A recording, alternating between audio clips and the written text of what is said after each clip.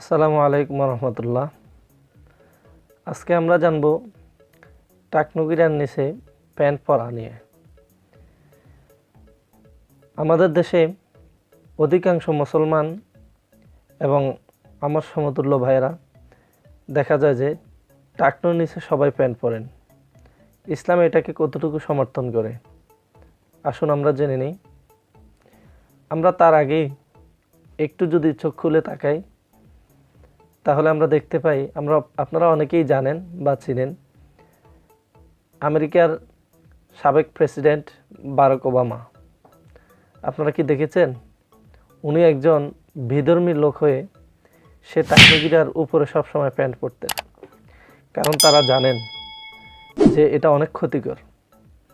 যেমন বিজ্ঞানীদের মতে তারা আবিষ্কার করে পেয়েছেন যে টাকনুগিরার নিচে প্যান্ট পরলে এটা মানুষের জন্য কি ক্ষতিকর।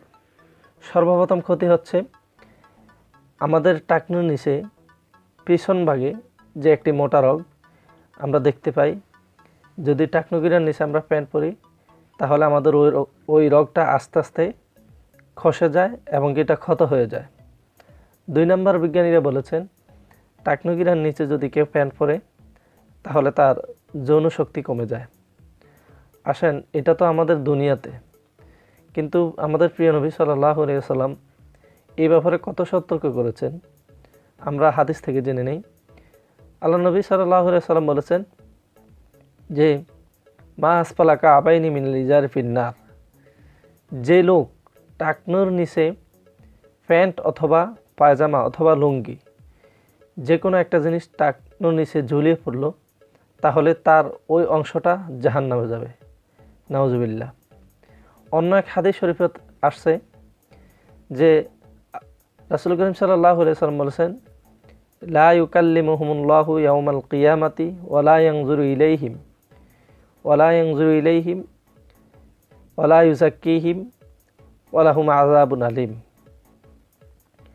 আল্লাহ রাব্বুল আলামিন যারা টাকনুর নিচে প্যান্ট পরে অথবা লুঙ্গি বা পায়জামা পরে তাদের সাথে কিয়ামতের ময়দানে কথাও বলবেন না, তাদের দিকে তাকাবেনও না, এমনকি তাদেরকে ক্ষমাও করবেন না, এমনকি কিয়ামতের ময়দানে তাদেরকে কঠিন শাস্তি দিবেন। প্রিয় বন্ধুরা, আমরা হেসে হেসে অনেক গুনাহ করে ফেলি, কিন্তু এমন একটি জঘন্য গুনাহ আপনি কি মনে করেছেন? কিয়ামতের ময়দানে যেখানে আল্লাহ এবং আল্লাহর রাসূল ছাড়া কেউ থাকবে না সাহায্যকারী হিসাবে, সেখানে আল্লাহ নিজে ওই সমস্ত বান্দাদের সাথে কথা বলবেন না যারা টাকনুর নিচে অহংকার বশত প্যান্ট পরে, পায়জামা পরে, লুঙ্গি পরে।